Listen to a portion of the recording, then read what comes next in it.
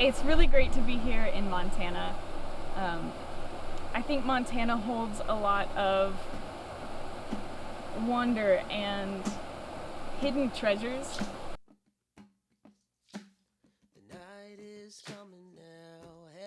A few days ago, we got to go to a river. One of our hosts took us to a local spot. This is where Trey jumped off the bridge. The bridge, can you see the bridge back there? Yeah. Okay. I was just checking if it's actually in good frame. Yeah, it's in wonderful frame. Okay. So as you can see, the bridge back there is where I did a backflip in the last few days.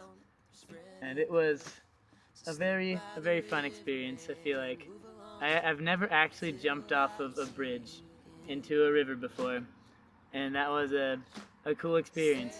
And I was in the river at the time, like floating underneath the bridge, and I thought it was maybe I shouldn't say illegal. It was only after I jumped off the first couple times that we figured it out that we weren't supposed to do that. I thought it was illegal, honestly. That's why I was not worried about it.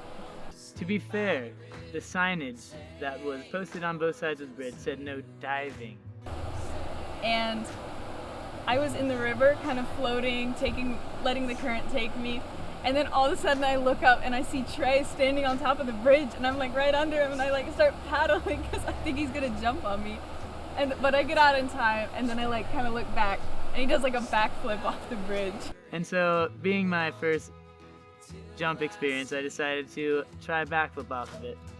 And I'd say a backflip makes me feel fairly free, because you're kind of just jumping back, and when you have a lot of time to flip, it just feels like a very smooth experience. And I think that was something that I really enjoy doing on tour, just finding spots where I can be creative outside of music and see a bunch of cool ways of expressing my sense of adventure and doing new things. Adventure, yeah. I mean, my adventure buddy Trey, always ready for going off into the wilderness to explore, see what we can find. It's hard to get that guy to slow down, and so it's hard to keep up with him at times, but I do my best, and we always find something worth finding. And I think that's funny because the classic phrase goes, if somebody asked you to jump off of a bridge with them, would you do it? And the fact that I did was pretty funny. So definitely a lot of amazing places that we get to visit, and sometimes I wish we had more time to explore. That's always a downside of having like non-stop tour schedules. The upside is obviously that we get paid. Yeah, but being able to explore the areas, even just briefly, is very rewarding. Like sometimes we just talk meet about people. James on the bridge right now. Should I? Yeah. And there's James Page, everyone. Bass player. He's a legend. mysterious man, and he's gone now. He passed through the frame. Sometimes he's a mystery. He goes where he goes, and he stays where he stays.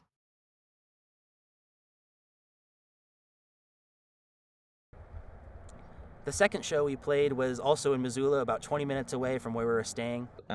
It was Chin and Natalie were their names. And really sweet folks. They had this backyard or front yard, and we got to pick where we wanted, and we ended up setting up in the shade in the front yard. And It was originally going to be in their backyard, but it was just really, there was a lot of sun, and we was like, hey, what if we moved it to the front yard and just did like a front yard show? Kind of all acoustic, unplugged. So that's always kind of fun. That's kind of our preferred way of playing, because you just get to get like right next to people. And they weren't sure how many people were going to come. They just were really excited that we were there. They really liked our music. It ended up being one of the most intimate shows we've ever done. Started off with 4 people that showed up, including the 2 hosts. And sometimes the hosts get worried about, man, I thought more people would come. And in our band, we just believe whoever's there, that's who God wanted to be there, and so we don't stress out about that. We're happy to play music for whoever's there. But it started off as kind of like a very there wasn't a ton of people at this show yet. There was like maybe like 8 or 10 people tops. But because we were playing in the front yard, like there was people passing by, and we're like, hey, come on over. And what was funny was that as we started playing, neighbors who were hearing it from across the street and walking their dogs, they all wanted to come to the front yard, and we ended up growing the show to about 20 people, and which is really fun. And they all really liked it, so that was kind of a fun experience. So got to meet some fun people that way. Not only were there neighbors that started showing up to the show, but there was also folks that we met at the river. So sometimes when we have our fun adventures and we jump in rivers and jump off of bridges, we meet cool people. And so we met these folks, this young lady and her friend, and we invited them to the show. They actually saw our cameraman filming, and they said, "What are you doing?" And we said, "We're making a documentary." And they're like, "What are you doing here?" And especially when we have a camera crew, they're definitely like, "Well, what are you doing here?" And we just say, "We're a band, and we have a show tonight. You guys want to come?" And they're like, "Okay, I guess we can. We'll try to come." And we said, we're a folk band from 4 different states, and we're on tour in Montana, and we wanted to film it because we love Montana. And we said, "What are you doing tonight?" And they said, "We're free."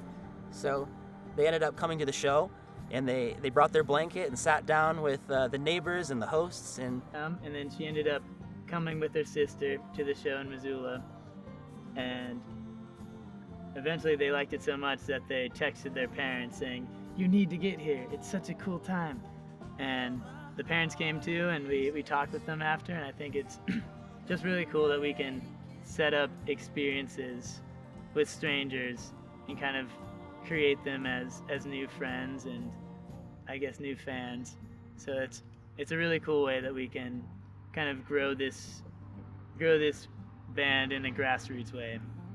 It was just a special little show, very memorable, and we had some good conversations with the hosts afterwards, just about cool life things and important things to think about.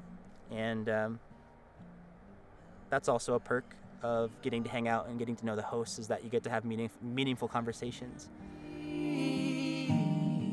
Without your help, so long.